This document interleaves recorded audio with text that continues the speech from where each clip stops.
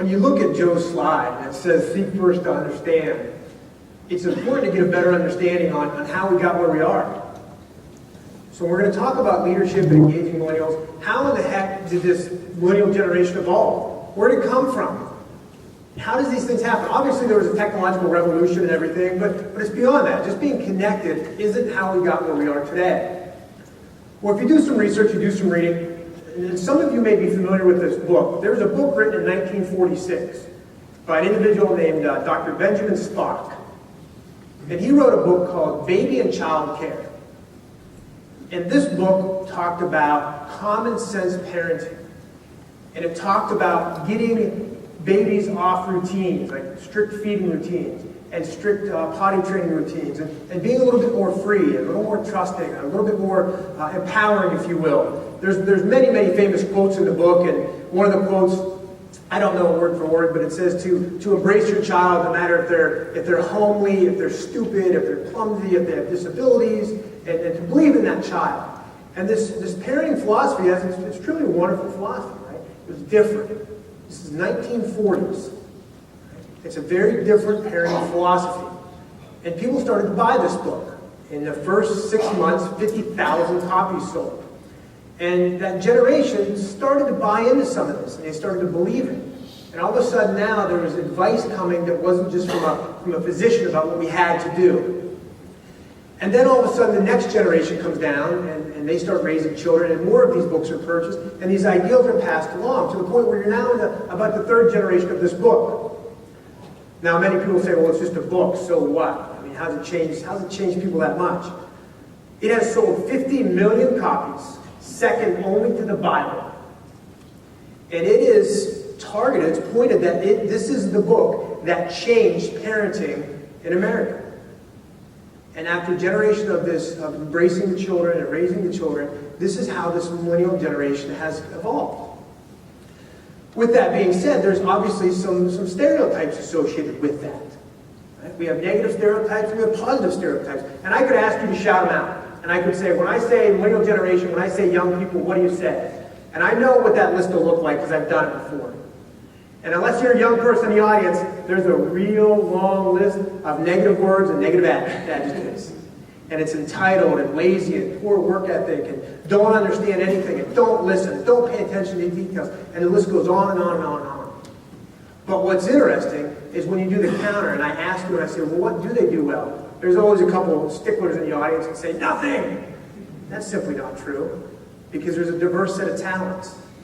And then all of a sudden, the ability to complete a great deal of work, the technology, the connectedness, the social media, the diversity, the understanding of other opinions, the voice, the teamwork, the empathy, all of a sudden that list starts to get long.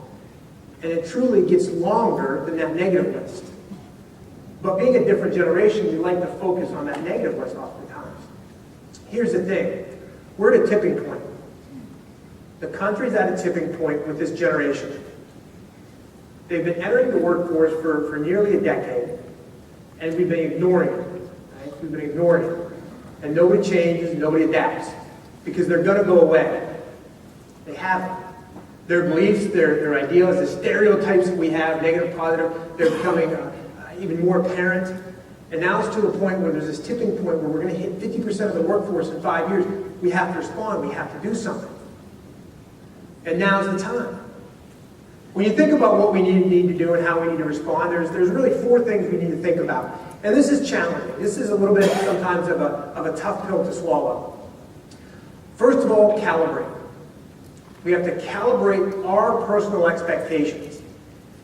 And I know I got on Joe earlier about the idea of we have to change. Truly we do. It's like any revolution, it's like any evolution, change occurs. We're in Nashville, we're in the Music City, so if I can use a music reference, you think about it. If anybody here likes music, if anybody here collected records, I remember my mother collected records, and we had the giant stereo. It was literally a piece of furniture in our living room. Right? It was about that big, and the big speakers, and the top would flip open, right? And she had her records in there. And then all of a sudden, one day, 8 tracks came out. And we bought a 1977 Cutlass Supreme. And it was olive, and it had a white vinyl top on it, and it had an 8-track player in it. And I'll never forget, there was a song on there called Wildfire that I just loved about this woman and a horse. Anyhow, that's a different story. But All of a sudden, then it became 8 tracks. And then we had 8 tracks all throughout the house. And sure enough, what came next? It's cassette tapes. And then all of a sudden people, every time this iteration, this change happens, like, I don't want to change, I don't want to change. But you saw it, right? All of a sudden what happened? The records started disappearing, didn't they? And then the 8 tracks started disappearing. And there's more and more tapes. And so, I need to evolve. I don't want to, but I have to, because guess what? If I don't, I'm not going to listen to music. The options for the new music, this new things coming in, I'm going to miss out on it. So I adopt. And then there's obviously CDs, and there's digital music, and there's all these things.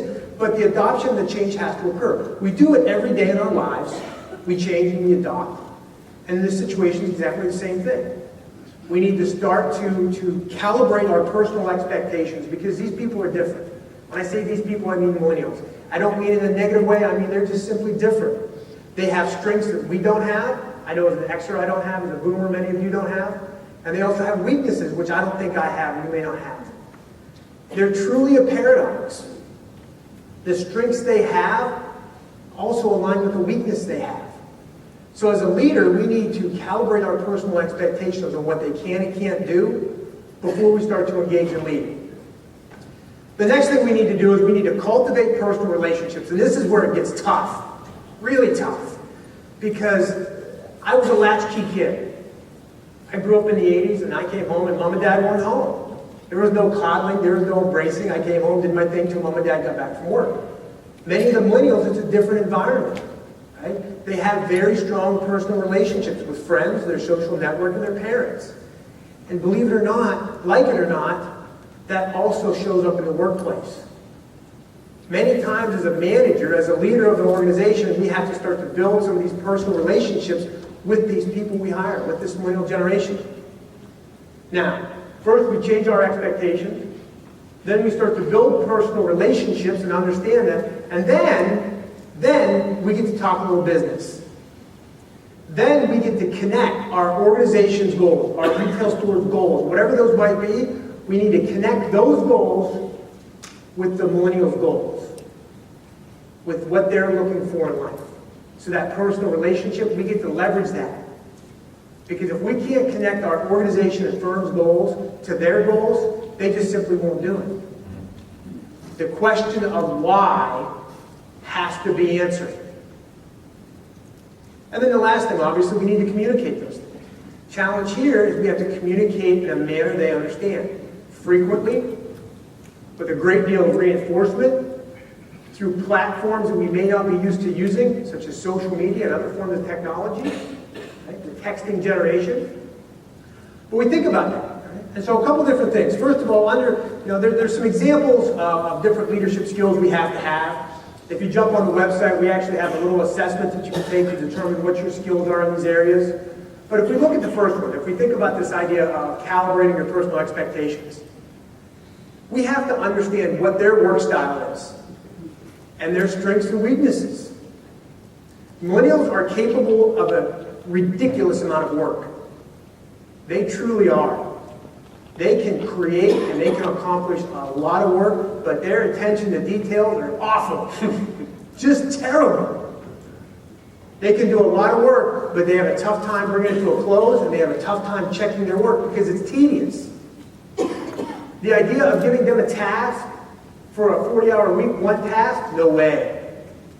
Right? Because within 2 hours, they're going to disengage and focus on something else because it's the now generation. So we have to adapt to that. There's certain things that we need to do. If we understand the fact that they're capable of a lot of work, but they don't have a lot of attention to detail, we have to set up a team environment. A matrix environment where they're working with other people. When you ask them, based on our research, the 4 words we ask the 4 words they're looking for in an organization. The first one is trust, ethics, teamwork, friendship. I know when I took my job, none of those were in the top 10. But that's who we're looking at. So we set up a team environment. That's one thing we need to start thinking about doing. We start thinking about cultivating personal relationships and strengths and weaknesses they have. The number one thing we can look at is time management. Millennials understand to a great extent the importance of time management. Unfortunately, they're really bad at it. Really bad at it. They're very, very good at improvising. They're very, very good at multitasking. But on the other side of that, they're not capable of focusing for long periods of time. On our end as a leader, what do? We manage that workplace situation. We train, but we also put them on tasks and assignments that rotate. Right? We get them involved earlier on, and we start to leverage some of those skills. As they can switch tasks every 5 or 10 minutes and actually be more effective than an Xer or a boomer, if we don't do that, we'll miss out on an opportunity. If we move to the next thing, we talk about starting to connect these personal goals and organizational goals. What we have to do is we have to coach. It's interesting because we talk about the paradox of the millennial. They want feedback, but they get defensive when you give it to them. They want to know how they're doing, but then when you tell them, they get mad at you. We have to set up a system where there's constant reinforcement and feedback, but we have to do something that we like to call the compliment sandwich. This is a generation that's used to winning, which we'll talk about in a few minutes. If we just criticize, if we just challenge, and there's no praise that goes with it, there's disengagement. So when we think about coaching somebody, the first thing we need to do is ask. Ask what they have to say, and then listen. And then we get to coach, and then we get to give advice, feedback, whatever it might be, but then we have to praise. We have to praise that individual for the work they've done, and then challenge them to move forward. Without that praise element, they'll start looking elsewhere. And the last thing we think about communicating, the one thing that's really important to consider is that this generation has a voice like no other. Power distance in their world does not exist. You can be the CEO of a Fortune 100 organization, it does not matter to them. They will come up and have a conversation plain as day. You can be the brand new entry-level, lowest level sales rep, it doesn't matter to them, they'll have a conversation. They have a very, very strong voice that they want to share on day one. It's challenging sometimes because I don't necessarily want my brand new millennial hire to be telling me what they think, but we have to embrace that. We have to start to listen to it. Unfortunately, with that very, very strong voice, they're very, very bad at listening. Listening is not a strength that they have. So again, it comes back to this idea of constant reinforcement, and more than anything, we need to act as a GPS for them. If you think about your GPS and you think about how your GPS operates, it helps people get to places and get to certain goals. Our job is to be that GPS. Once we help them identify what the organizational goals are, what we're trying to do, how it maps to their personal goals in their life, how it's going to advance their life, we need to set that map for them and provide that direction. And just like a GPS, if they're getting off track, we give that feedback. We coach them to get them back where they need to be so that they can achieve that goal that's going to help the organization, it's going to help the retail store, it's going to help them in their personal life. But it's a different way to start thinking about some of these issues.